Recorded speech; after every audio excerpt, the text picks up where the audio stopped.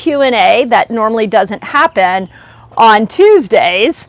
It's a very unique week here in my household.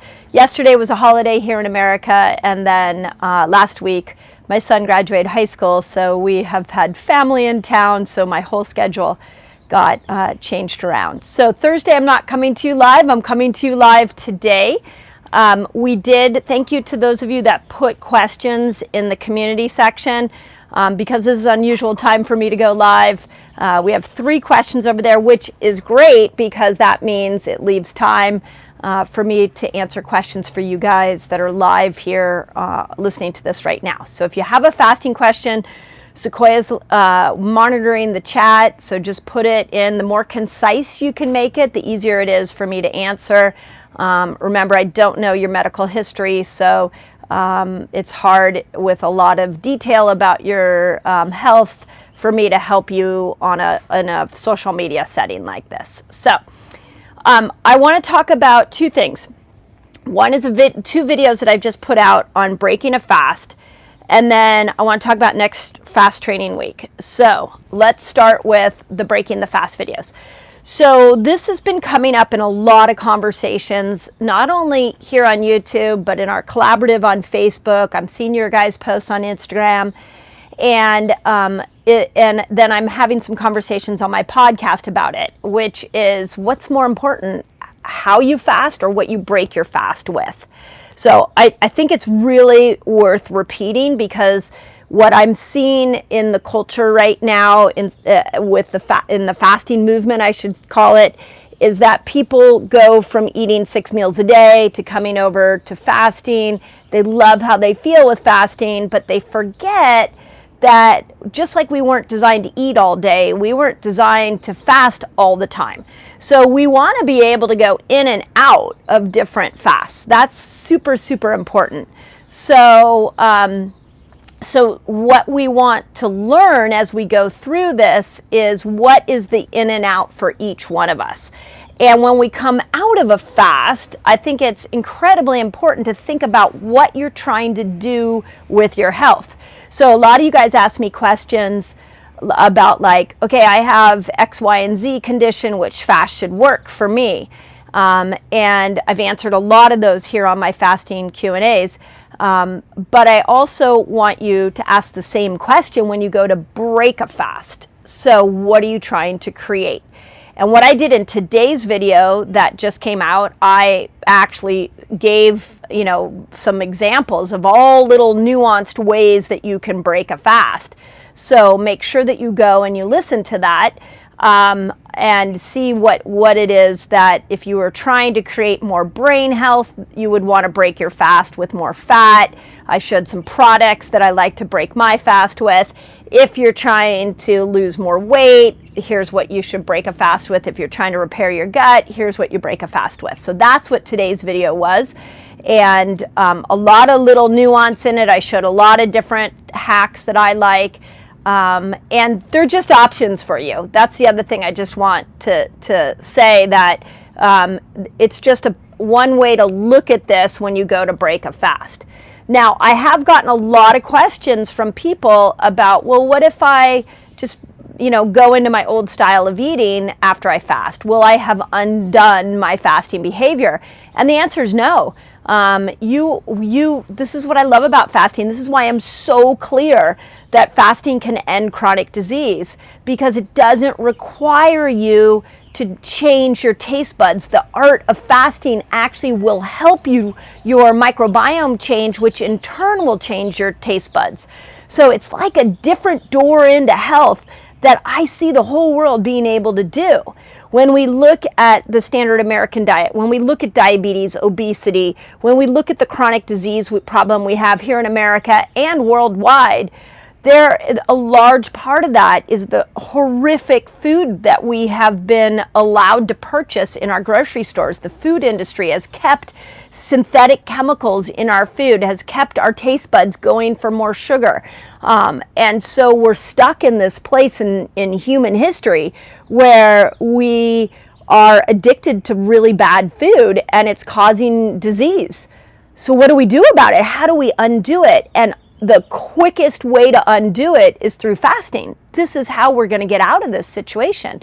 So, here on my channel, we've got vegans and carnivores and paleo and people that are doing standard American diet. We've got all different types, which is awesome. And I think what you will all start to notice is that as you fast more, your body will crave better and better food. Now, I also just put out a podcast this week with interviewing Dr. Will Cole. So if you haven't subscribed to the Resetter podcast, go subscribe. And it was a really interesting conversation. His book is The Art of Intuitive Fasting. And it was a really cool conversation about finding your groove with fasting. So please go check that interview out, because I think those of you that are trying to learn how to go in and out of these different fasts, or if you're trying to change your behavior around food when you do eat, I think a lot of questions will be answered in that interview with Will Cole. Last thing, and then I'll open it up for questions. Next week is Fast Training Week. Remember, I'm going through a sequence of fasts. So we started off in April with intermittent fasting. In May, we did autophagy fasting. Now we're doing the 24-hour fast. And I have found some new science that I'm really excited about. So on Friday, the video will come out giving an overview of why I love the 24-hour fast, all the things that will happen to your body when you fast for 24 hours. I'll talk about the rules of Fast Training Week. So that will be on Friday's video. And then all next week, I have short videos coming out talking about the 24-hour fast. Everything from succeeding at the 24-hour fast to what this new science is saying. So I'm really excited to share that with you guys. So with that, I'm gonna open it up to those 3 questions. We got 4 now. 4. Okay. Oh, somebody jumped in there. Awesome, smart person. Okay. I'm gonna go the oldest first. Noor. This is a good one. How do I get rid of cure is the word that's used here, but how do I get rid of that white thing on my tongue? Oh, doing keto for yeah. I love that one. Okay, the question was, how do I get rid of the white thing? And I'm going to say white haze is what I'm thinking she referred to. Right. Who is it that said that? Noor. Okay, Noor. So I'm so happy you brought this up, because I talk about it, but not all the time. And I think it's important for all of us. There's a learning opportunity for all of us.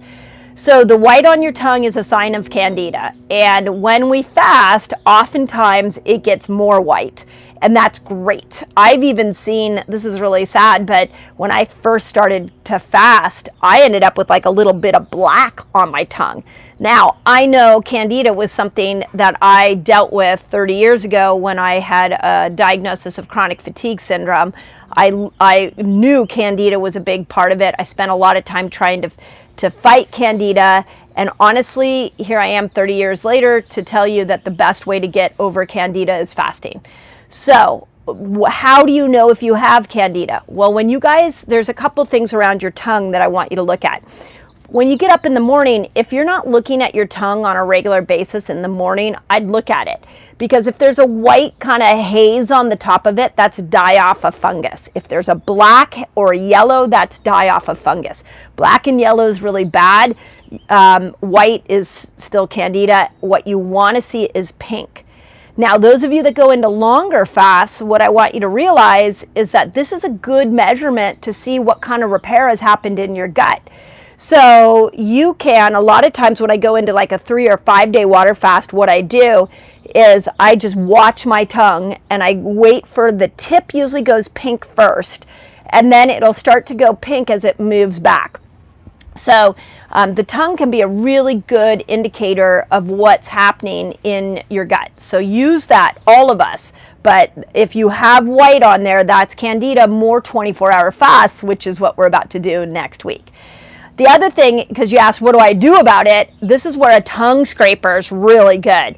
And here's what I would do, and especially next week, you guys, because we're going to be doing 24-hour fasts every day, is I would take a tongue scraper and scrape off the gook, the white gook off your tongue, and so that it's almost like you're letting your tongue breathe, and then see if it reappears in the morning. And again, as you fast more, you should see a pink at the tip, and it should start to go backwards as your gut heals.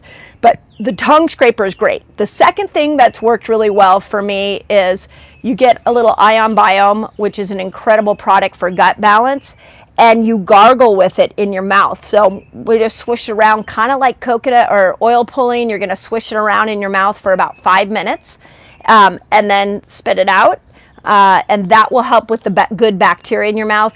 The third thing is I'm a big fan of Revitin Toothpaste. So remember, the Colgate, the Crest, all those toothpastes that you're using are antibacterial, and so they change the microbiome of the mouth in a very bad way. So the only toothpaste that has been tested to have prebiotics, living prebiotics in it, is Revitin. You can find it on Revelation Health, and it'll have good bacteria that are good prebiotic fibers in it that will feed the bacteria in your mouth. When you have the good amount of bacteria in your mouth, when you're chewing your food, you're breaking your food down better. And now when that food goes to the gut, it's pre-digested and it won't sit in the gut and ferment. So it's a good question and an awesome opportunity for us all to learn. Awesome. This is from Rhea, and she's finding that, or they are finding that they need to go 27 hours to see any kind of weight loss. Is that normal? They've been doing OMAD for years. Yeah. And lost at the beginning, but hasn't lost now. Okay, so postmenopausal. Yeah, so Rhea, postmenopausal woman, has to go 27 hours to be able to get a weight loss result. And is that normal? But they've been doing OMAD. And they've been doing OMAD for a long time. Yeah. So, okay. So we're going to dive into weight loss in a huge way in July. And in July, I'll just fill you in on a little bit. Not only do I have a fat burner reset that we'll be doing in my academy, so you can join us for that, I'm going to go into the power of a 36-hour fast during our fast training week. So the 36-hour fast is super interesting, and let me tell you why, and Rhea, then I'm coming back to your question. And here's what's interesting. The 36-hour fast seems to be the thing that unsticks people's weight loss efforts. And I don't know why that is. This is purely me observing hundreds of thousands of people fasting. And not only the people we're intimately working with in my academy, but also those of you that have left comments. It is very clear that when you go over 24 hours, when you get closer to 36 hours of fasting, it does something magic to unsticking your weight. I can't find the science behind that, but that seems to be the trigger for weight loss. So I'm not surprised, Rhea, to hear that the 27-hour fast is what's causing you to lose weight. So I would try to go 36 hours. So could you do that once a month? You don't have to do it once a week. If you're trying to lose weight, how about once a month? Because the purpose of the 36-hour fast is just to unstick you, and then you can go back to the other fasts. Now, the other interesting thing in Rhea's scenario that I just want to point out to you all, and especially to Rhea, is that she's been doing OMAD. So OMAD is 1 meal a day for a long time. Okay, we are finding that people get stuck with OMAD. So if you are one of those people that you love 1 meal a day, it got you great results, and in the beginning, and now it's not yielding you as the same result, then what you're going to need to do is two things. You're going to need to go into more of the 36-hour fast, but you're also going to need to have some days where you don't fast. You got to mix it up. The body is used to the same thing over and over again. It's just like exercising. If you went to the gym and you did the same routine every single day, you'd stop seeing as good of a result. But the first time you go to the gym and you did that routine, you probably saw a great result. Same thing with fasting. If you're OMAD every day, you stop getting results. So now you got to push it to a 36-hour. You have to have some days where you don't fast, because your body's meant for metabolic switching, not for fat burning mode all the time. So Rhea, I hope that helps. Okay, great. And the next question is from Sylvia. Sylvia has gotten the Menopause Reset book. Okay. And is following your suggestions. Cool. 55. Okay. Still has the cycle at 55. Awesome. Really starting to get really bad night sweats and hot flashes. Doing hormone foods, and on non-hormone reset days, eating carnivore. What do you think of that approach? Okay, I think I understand all. Sylvia, yeah, what? Salvia. Salvia. Salvia wants to know. Sylvia. Wants to know if 55-year-old woman Sylvia wants to know if there is. She's getting hot flashes. She's following the principles of the book, and she's doing the hormone building book. She's and eating carnivore. She wants to know about carnivore for what? Just in general, I think to help with the hot flashes. Okay. Yeah. Okay, so I'm going to take the general idea of hot flashes and fasting, and I'm going to address that, and then Sylvia, I'll tie in carnivore to that. So at over 40, if you guys are getting hot flashes, the hormone that is contributing to that is estrogen. So when estrogen over 40 goes up and down, that up and down movement triggers the hypothalamus to raise the heat inside the body, and you will get a hot flash. So as you move into the 50s, Sylvia is 55.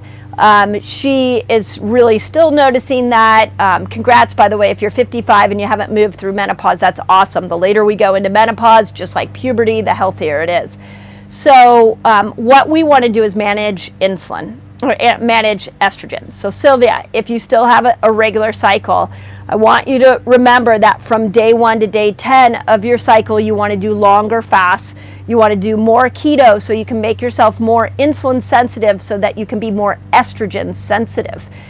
You want your body to be able to read that estrogen so it doesn't trigger the hypothalamus to cause the temperature to go up. So that would be the first thing I would say. Second thing, you asked about carnivore. Carnivore is phenomenal for the estrobolome, which is the part of the digestive system that breaks estrogen down. So just because you make estrogen doesn't mean you break it down and are using it. There are 3 steps to a hormone. So when you go into the longer fast and postmenopausal women, and men, you still need to be able to make estrogen and break estrogen down.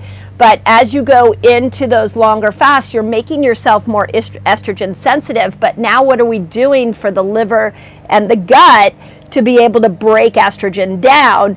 And that's where carnivore rocks, is so good. So yes, I love carnivore for healing the gut. I love it for breaking estrogen down. Now the last part of hot flashes is, remember that estrogen and progesterone go hand in hand. So if your estrogen gets out of control or it's on this wild ride, you need progesterone to kind of keep it calm and keep it at bay. You want the hormone building days you're doing before your cycle is phenomenal for that. And then I'd also keep your stress under control. So I know that's easier said than done. Go listen to the podcast I did with Amelia Nagowski on burnout. And it's the title of the podcast is something about breaking the stress cycle. And it's brilliant for managing stress. And it's better than me just telling you keep your stress down. Because really what you want to do is complete the stress cycle each time you get it. So. Okay, and this last pre-submitted question is from Lori, who's also online posting her question. So Lori, we're going to make sure we get to Okay, Lori has a burning question. Yeah, how often can she do a 3 to 5 day water fast? She's trying to get over the hump of the last 10 pounds. So lose it and get it back. So let's talk about the 3 to 5 day water fast. We are actually going to dive into this during a fast training week at the end of the summer, or depending on where you are, end of August, early September. So all the fasts I've been doing have been leading up to training you to do that. So it's a really good question. She wants to use the 3 to 5 day water fast, Lori does, to be able to overcome weight loss resistance, right? That's what that... last 10 pounds. Last 10 pounds. How often can she do it? Well, I will tell you that there's some parameters, so let me give you sort of the boundaries of it. For starters, if it was me and I was trying to lose weight, I'd do it once a month. If I was like that last 10 pounds and I was motivated, I'd be like, okay, let me try a 3-day. I love the 3-day water fast. It's one of my favorite. I would do it once a month. And I think that would be enough to get your body unstuck. Now, having said that, I have personally coached people who have been going through some scary diagnoses, and we have done once a week, and they've done phenomenal with that. But if you're going to do it once a week or do it that often, you really need to mind your numbers. So you want to make sure you don't make yourself insulin resistant by too much fasting. So watch your numbers. You might get a CGM. And make sure that your blood sugar numbers are staying safe between 70 and 90 when you fast. And those are American numbers. And that your ketones should be, usually if you've been fasting a lot and you go into a 3-day water fast, you'll probably get a ketone number of anywhere from 2.0 to 3.0 by the 3rd day. So those are the kind of things you would be looking for. But if your blood sugar starts going up as you're fasting, that's a sign you fasted too much. Consistently going up. A little blurb would be liver dumping, but if you're doing one every week and it goes up, that might be too much. So, okay. Sorry if you can hear my gardener. No, because your mic is shielded. Oh, okay. So I'm going to jump to this question, even though it just sort of came in, because I think it's in the same vein. And this is from Art. Okay. And he's been doing, for the last 3 weeks, he's been doing 2 36 hours of fasts. Okay. Great results. Okay. Super happy. How long should he stick with that? I love it. You guys are doing longer fasts. I love it. In fact, just for the sake of my enjoyment, maybe, can you guys put in the chat what's the longest fast you've done? And maybe even just put in the comments what your favorite fasting length is. I laugh because when I move out into the fasting world, I hear a lot of people go, oh no, people won't want to do more than a 15-hour fast. And I'm like, you don't know my resetters. Like, they want to do long fasts. So I love this, that you guys are asking these questions. Okay, Art wants to know how long can he do how often can he do a 36-hour fast? Without having negative results. Yeah, again, I think it's personal. So my brain says you can do it once a week, you're going to be fine. That would be the most sensible approach. But let's talk about, how do you know you've been fasting too long? Sounds like I might need to do a video on that. I may have already done one. You know you've been fasting too long when you go into a 36-hour fast and your blood sugar numbers are going up consistently, or your body's struggling to get into ketosis. So we've seen that happen. You know you've been fasting too long when you go into a 36-hour fast and you've been getting great results with weight loss, but now your body's holding on to weight. That would be another sign. You know you've been fasting too long when you start doing these 36-hour fasts a long time and your hair starts falling out.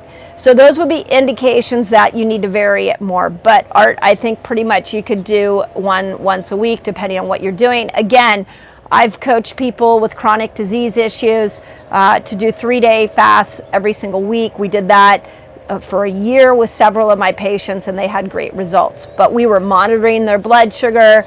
They were going and getting blood work done once a quarter. So we had a lot of measurements to make sure that they were staying safe. Great. We have somebody who's in the middle of on day 5 of a fast right now. So we're getting a lot of statements. Awesome.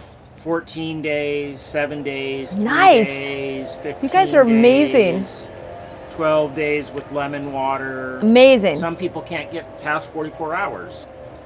Maybe talk a little bit about how to stay safe on longer fasts. Okay. So staying safe on longer fasts, and then I want to talk about, somebody said they can't get over 44. So staying safe is the same thing that I just told Art about. He's been fasting too much. You've got to watch your numbers. So I like, the thing about fasting that's so amazing is that it's free, right? So, and this is why I feel like it could end chronic disease, because it's free. Everybody can do it. They just need the knowledge to do it.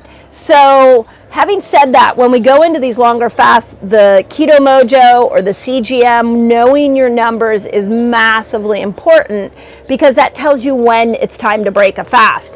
So make sure, anything that drops under 50 in blood sugar, unless you're being personally coached, is a danger. Any ketones that get above 7.0 is now moving out of nutritional ketosis, moving more towards ketoacidosis. That's dangerous. So those are sort of my measurement edges. I also find that if people get very fatigued and very limp, I don't like that. That means that it's time to break the fast. And then those are kind of the biggies. Heart palpitations are very common on longer fasts. They're not dangerous per se, but it is a sign you need more minerals. You might be under a little adrenal fatigued. And that's 2.8 in yeah, 2.8. 2.8 is the bottom in European, other countries. Every other measurement but America. Why we do it this way is ridiculous. So, so that gives you, if you go below 2.8 in blood sugar, for those of you outside America, that's dangerous. So, so just know those are your edges. Okay, but the other question was, how do you get yourself to fast longer? So I really like looking at fasting like you would train for a marathon. So if I want to run a marathon, I don't just throw on my running shoes and start running 26 miles. I will start to build up to it. And I would encourage you to do the same. So if you get to 44 hours of a fast and you can't get past that, that's your edge. The next time you go to do a long 44-hour fast, try 45 hours. Could you get to 45? Maybe you could get to 47. We've also in our academy given some advice to people to take a little fat to see if you can go a little longer. Try a scoop of nut butter or some Andreas seed oils or an avocado to see if you can go a little longer. And see if that kind of gets you over the hump. Or take a little bone broth. Now, those of you that want all these incredible benefits of fasting, are many times I hear say, oh wait, but isn't that gonna destroy all the benefits? Well, as we go into longer fasts, what we're trying to do is induce stem cells. Once you get past 48 hours, you're really going after stem cells, especially systemic stem cells and musculoskeletal and for the immune system. So yeah, if you use fat to kind of get you over that hump, you may affect stem cell production, but you're still stimulating autophagy, you're still getting ketones, so there's still a healing effect that's kicking in. Now, in one of the new studies that I found next week that I'm bringing out, I talk about the fact that they're seeing, and we've actually had this discussion in my doctor group, that the more you fast, the quicker you get the result. So what do I mean by that? If at 17 hours you hit autophagy, if you're an avid faster, you might hit autophagy at 15 hours or 13 hours because you're fat adapted and you've been doing it a long time. If your whole immune system reboots itself at 72 hours, like Walter Longo taught us, well, it's quite possible that you're getting an immune system boot at 44 hours because you've been doing it for a while. So the training, there's magic in the training of fasting that we can't forget about. Now, okay, I think we're back. We're back. We are back. Why we have so much internet challenge will continue to baffle me. Okay. We can't blame it on homeschool now. No. Our son graduated, so. We have the highest bandwidth you can buy. Yeah. So this is from Gabby, and Gabby has endometriosis. Yes, and doing keto and intermittent fasting. And how can she get rid of the extra bad hormones that cause her to spot? Any feedback? Okay, yeah. So spotting is low progesterone. That's the first thing I want to say. So I would do a Dutch test first. If you have access to a Dutch test, that would be the first thing I would tell you. The second thing is you got to work on those hormone building days. So when you spot, that's when you step out of keto, that's when you step out of fasting and you go more into hormone building. So that would be something. And, women that are menopausal, we've discovered this because as you move through your 40s, it seems like spotting happens more often if you're not minding progesterone. So the minute the spotting happens, I want you to think, okay, progesterone, I got to build progesterone. Let me more hormone building foods, less fasting, less keto, and less stress. So more saying no to things, more protecting where you're at with your stress levels. So yeah, that's what I would say. It's a progesterone issue. Okay, great. A lot of people asking about lower belly fat or targeting fat, especially in their belly. Okay, so let's talk about belly fat. I did a video on it. There is interesting research on fasting and belly fat, and there's a couple of things about it. One is it's considered a visceral fat, so it's like the fat around your organs. It's not safe. We definitely want to get rid of it. And there was some interesting research showing that the more you fast and do the same type of fasting, you guys that are doing OMAD all the time, that your body becomes more resistant to breaking belly fat down. And that was really interesting. So I brought you that video a couple of weeks ago. My team probably knows where it is and can put it in the comments. So make sure you're varying your fast. You're not doing the same fast. The third thing about belly fat is that it's cortisol, so it's stress related. So it's really important to make sure you're keeping your stress down. Now, here's what's interesting about stress, is sometimes exercising too much, fasting too much. That's just spiking cortisol all the time and can contribute to belly fat. So a lot of the things we do to try to get rid of belly fat, if we do them too much, can actually cause more belly fat, which really sucks, right? So varying your exercise, varying your fast just become pivotal for that belly fat. Then once you have that understanding, I would go and I would look and say, okay, what foods can I eat? What do I know that I can do to drop weight? And this is where, if you haven't tried carnivore, I love to throw carnivore diet in there to mix things up.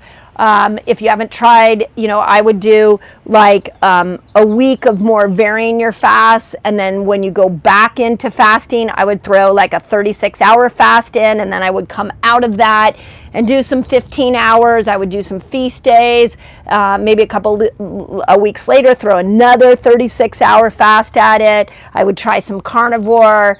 Hopefully you're getting this. There's a cadence to unsticking some of this stuff going on in your body. And then the last thing I'll point out as well is sleep. If you're not sleeping, that can slow down your weight loss efforts in general. So make sure you're getting a good night's sleep, which is, I know, much easier said than done. Okay, well, I know we have some ins and outs, but we do have to get you going. Okay. So cool. So yeah, so let me finish up with this. So Thursday I will be coming live because I came here live today. And Friday the video on Fast Training Week will come out. And then all next week is Fast Training Week, and we're doing the 24-hour fast. If you need support, there's two ways to get support. Free fasting group on Facebook called the Resetter Collaborative. You can pop over there and join that. If you need like guidance and a little smaller community that's supportive, join our academy.